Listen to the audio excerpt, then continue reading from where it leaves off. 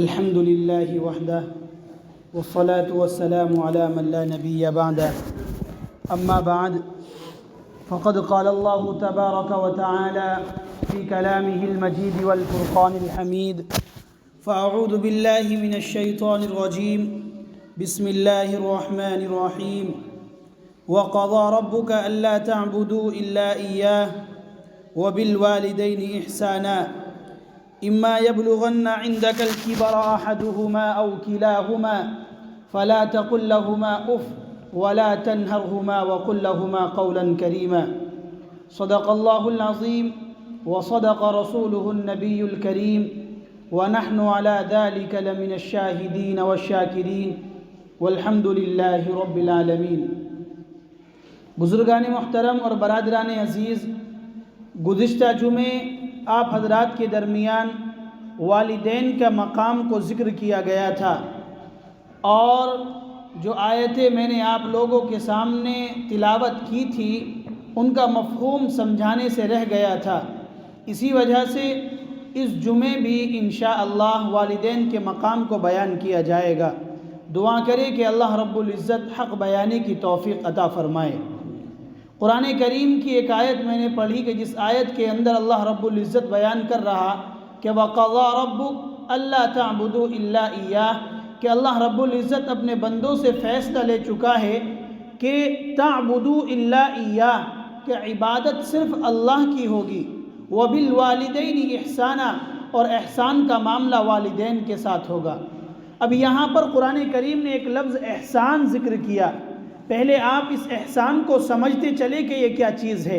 ایک ہوتا ہے کہ کسی بندے نے کسی کے ساتھ کوئی معاملہ کیا، اور معاملہ کرنے کے بعد پھر اس بندے کے ساتھ میں احسان کرنا۔ والدین کا مقام ایک ایسی چیز ہے کہ والدین آپ کے ساتھ اچھا سلوک کرے یا برا سلوک کرے، ان کے ساتھ احسان والا معاملہ کرنا ہے، اس انداز کا معاملہ کرنا ہے جیسا کہ انہوں نے میرے ساتھ احسان کیا ہے۔ ایک بندے نے کسی کے ساتھ کوئی بھلائی کا کام کیا، اس بندے کے سامنے کوئی برا وقت آیا تو یہ بھی پلٹ کر اس کے ساتھ بھلائی کا معاملہ کر رہا، یہ احسان نہیں، یہ ایک بدلے کا اتارنا ہے۔ جیسا معاملہ اس نے کیا ویسا ہی معاملہ اس نے کیا، اس کو احسان نہیں کہتے۔ احسان اس کو کہتے ہیں کہ سامنے والا آپ کے ساتھ برا سلوک کرے، آپ اس کے ساتھ اچھا سلوک کریں۔ تو قرآن کریم نے اس مثال کو بیان کیا اور لفظ احسان کو ذکر کیا کہ ماں باپ کے ساتھ حسن سلوکی کے ساتھ زندگی گزارنا، اور زندگی گزارتے ہوئے اس بات کا خیال رکھنا کہ ہر معاملے میں ان کے ساتھ احسان کا برتاؤ کرنا۔ وہ تمہارے ساتھ اچھا سلوک کرے تب بھی احسان کرنا ہے، اور وہ برا سلوک کرے تب بھی احسان کرنا ہے۔ والدین کا نافرمان ایک ایسا بندہ ہے کہ جس بندے کو والدین کی نافرمانی کی سزا آخرت میں تو ملتی ہی ملتی ہے، دنیا میں بھی ملتی ہے۔ آپ اس کو اس واقعے سے بخوبی سمجھ سکتے ہیں کہ عربی کتاب کی ایک حکایت کا واقعہ ہے۔ ایک حکایت ہے، اس کے اندر بیان کیا ایک واقعہ کہ ایک عورت کی شادی ہوتی ہے۔ شادی ہونے کے بعد وہ اپنے شوہر سے پہلی رات میں جب ملاقات کا وقت آتا ہے تو ایک رواج چلا کرتا تھا کہ ایک میٹھا لڑکے کو پیش کیا جاتا تھا۔ لڑکی والوں کے یہاں سے کوئی میٹھی چیز لائی جاتی تھی، اور پہلی ملاقات میں وہ چیز لڑکے کو کھلائی جاتی تھی، جس کو سرید کہا جاتا تھا۔ تو وہ میٹھی چیز اس لڑکے کو پیش کرنے کا نمبر آیا، اور تنہائی کا وقت ہے، کمرے کے اندر دونوں اکیلے ہیں۔ اس لڑکی نے جب لڑکے کے سامنے وہ میٹھی چیز پیش کی، وہ سرید پیش کی، تو وہ لڑکی بول بیٹھی کہ آپ اس چیز کو بعد میں کھانا، یا لڑکے نے اس کو لڑکی کے لیے پیش کیا، کہا کہ آپ اس کو بعد میں کھانا، پہلے آپ اپنی اماں کو بلا کر کے لائیں۔ لڑکا کہنے لگا کہ کیوں، اب اماں کو کیوں بلا رہی ہو؟ کہا کہ میں نے محسوس کیا ہے کہ آپ کی اماں بھوکی ہے، آپ پہلے اپنی اماں کو بلائیں، اور بلانے کے بعد ان کو یہ چیز کھلائیں، پھر میں کھاؤں گی۔ لڑکا کہنے لگا کہ کوئی ایسی ضرورت نہیں، اماں نے کھانا کھا لیا ہوگا۔ تو وہ لڑکی کہنے لگی کہ آپ کی اماں میرے گھر پہ آپ کا رشتہ کئی مرتبہ لے کر کے آئی، میں ان کے چہرے کو پرکھتی ہوں، پڑھ لیتی ہوں میں نے محسوس کیا جب وہ میرے پاس آئی کہ آج وہ بھوکی ہے، لہذا ہم دونوں اس کو بعد میں کھائیں گے، پہلے آپ کی اماں کھائیں گی، آپ میری ساس یعنی اپنی اماں کو بلائیں۔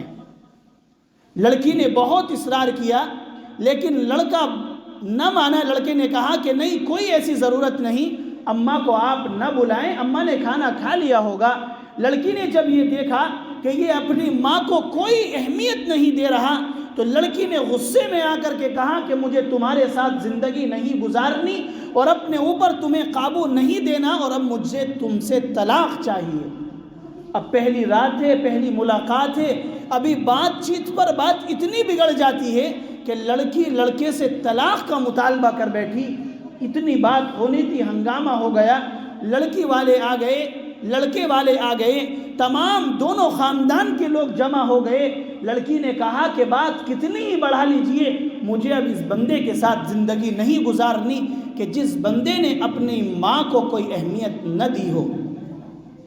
لڑکی اپنی بات پر اٹل رہی اور لڑکے کو بالآخر اس کو چھوڑنا پڑا اور اسی رات میں اس لڑکی کو طلاق دینی پڑی۔ لڑکی اپنے گھر چلی جاتی ہے، جانے کے بعد وقت گزرتا ہے، ایک وقت آتا ہے کہ اس لڑکی کی دوبارہ شادی ہوتی ہے۔ دوبارہ شادی ہونے کے بعد رب نے اس کو اولاد دی، لڑکے دیے، لڑکیاں دی، اولاد کی نعمت سے نوازا، اور ایسی نعمت سے نوازا وہ اولاد کی جو ماں باپ کی فرما بردار اولاد ہوتی ہے، ایسی اولاد سے رب نے اس عورت کو نوازا۔ ایک وقت آتا ہے کہ یہ حج کرنے کے لیے اپنی فیملی کے ساتھ جاتی ہے۔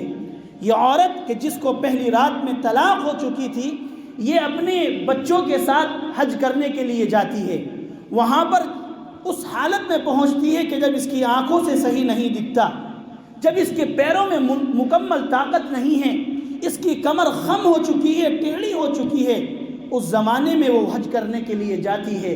رب نے اتنی فرما بردار اولاد اس عورت کو دی کہ وہ اولاد اپنی ماں کے قدموں کو زمین پر لگتے ہوئے توہین محسوس کیا کرتے تھے، اپنی ماں کو اپنے کاندھوں پر اٹھائے پھر رہے۔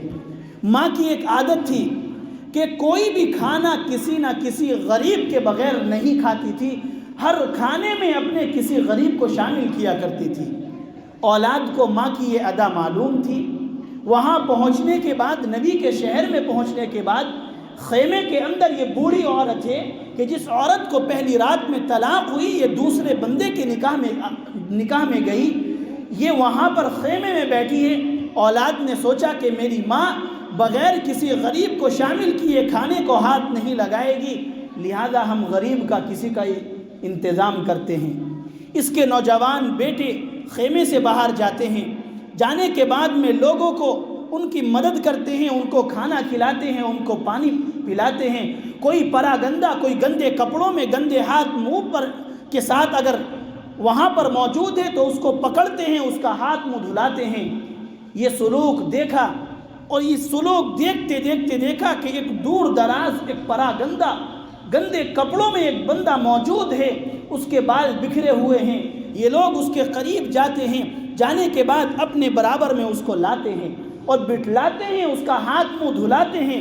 اس کے بعد میں ایک ہوا آتی ہے کہ جس ہوا کی وجہ سے خیمے کا پردہ ہٹ جاتا ہے۔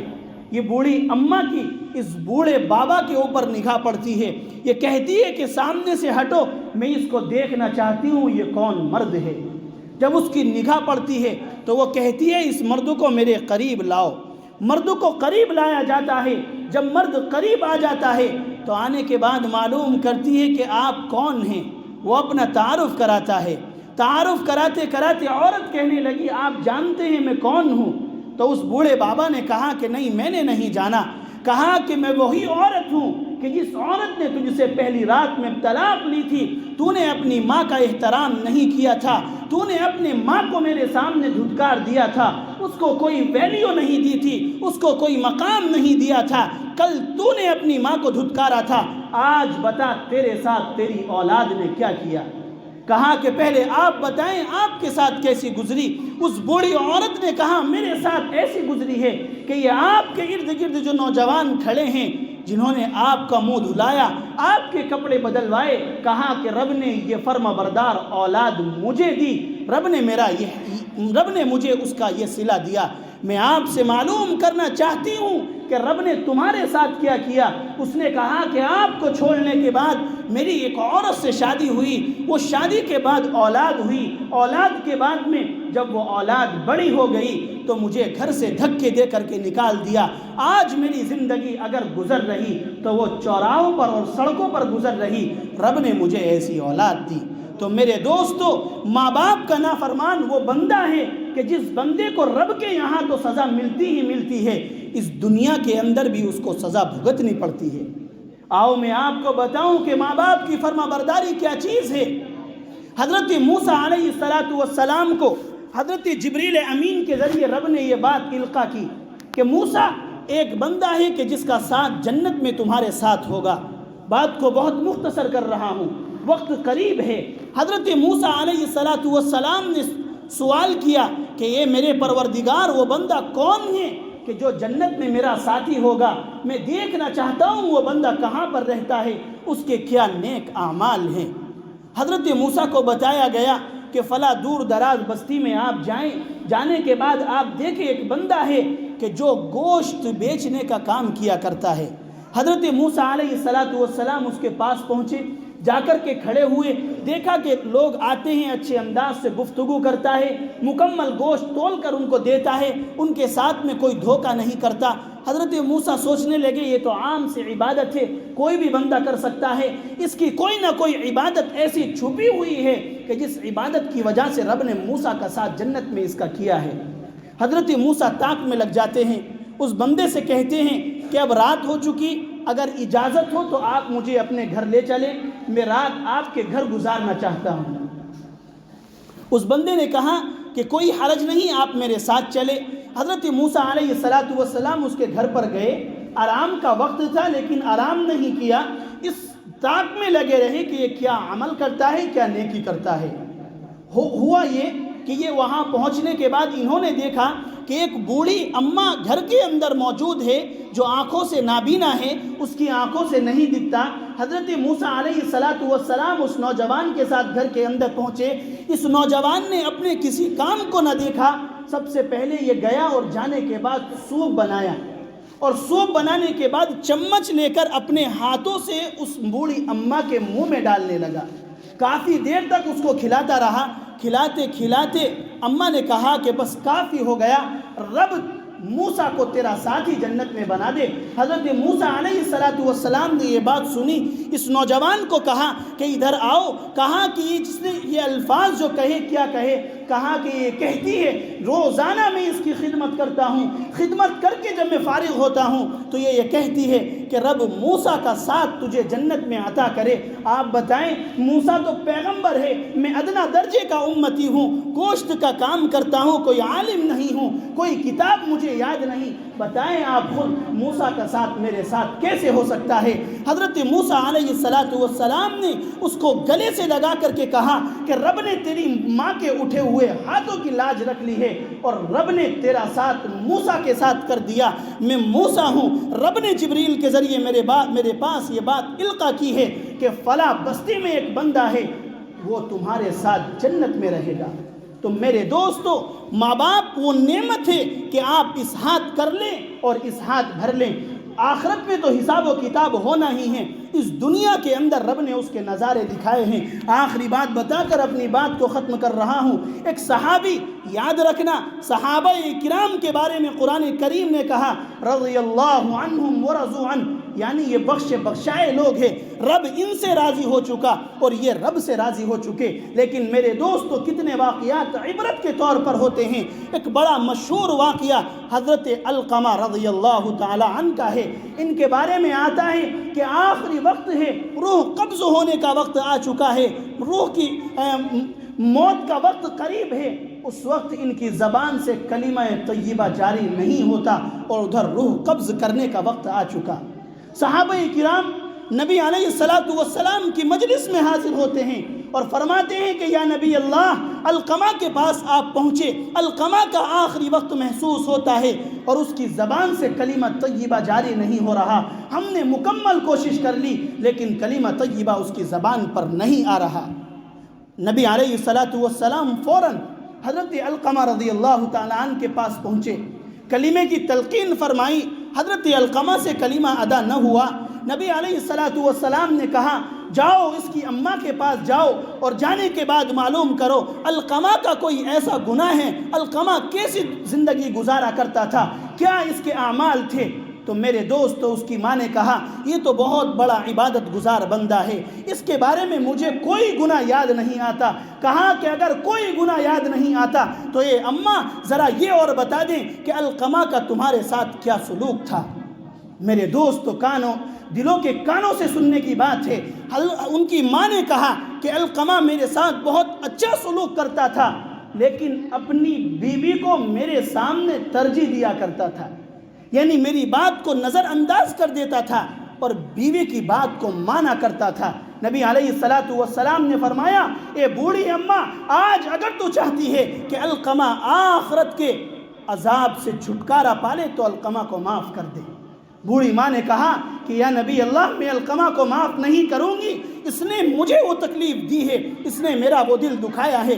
نبی علیہ السلام نے حکمت کے طور پر لکڑیاں منگوائی اور لکڑیاں جمع کرنے کے بعد نبی علیہ السلام نے صحابہ کرام سے کہا کہ ان لکڑیوں میں آگ لگاؤ۔ وہ بوڑھی اماں آگے بڑھتی ہے اور آگے بڑھنے کے بعد کہتی ہیں یا نبی اللہ آپ ان لکڑیوں میں آگ کیوں لگا رہے؟ نبی علیہ السلام نے فرمایا جب تو علقمہ کو معاف نہیں کرتی آخرت کے عذاب سے بچنے کے لیے میں اب دنیا کا عذاب اس کو دیتا ہوں تاکہ یہ آخرت کے عذاب سے بچ جائے۔ میرے دوستو وہ بوڑھی ماں رونے لگی اور کہنے لگی یا نبی اللہ مجھ سے یہ چیز برداشت نہ ہوگی، میں علقمہ کو معاف کرتی ہوں۔ ادھر علقمہ کو ان کی اماں نے معاف کیا اور ادھر کلمہ طیبہ زبان پر جاری ہوا اور روح پرواز ہو گئی۔ میرے دوستو یہ ماں باپ کا نافرمان آخرت میں تو ذلیل ہوتا ہے، دنیا میں بھی ذلیل ہوتا ہے۔ اس لیے میرے دوستو ہمیں چاہیے کہ ہم اپنے ماں باپ کی فرما برداری کریں، ہم اپنے ماں باپ کے بارے میں دیکھیں کہ کوئی حق تلفی تو نہیں ہو رہی۔ اور اگر کوئی بندہ یہ سوال کرے کہ میرے ماں باپ تو دنیا سے رخصت ہو چکے، تو میرے دوستو ان کے بارے میں حدیث میں آتا ہے کہ اگر کسی بندے کا والد یا والدہ اس حال میں دنیا سے گئے کہ وہ اپنے بچے سے ناراض تھے، تو ایسی اولاد کو چاہیے کہ وہ اپنے ماں باپ کے لیے دعا و استغفار کرے۔ ہو سکتا ہے کہ اللہ رب العزت اس استغفار اور دعا کی وجہ سے اس کے گناہوں کو معاف کر دے اور قیامت کے عذاب سے اس کو چھٹکارا دے دے۔ دعا کرے اللہ رب العزت جو کچھ کہا گیا اس پر عمل کی توفیق عطا فرمائے۔ آمین وآخر دعوانا الحمدللہ۔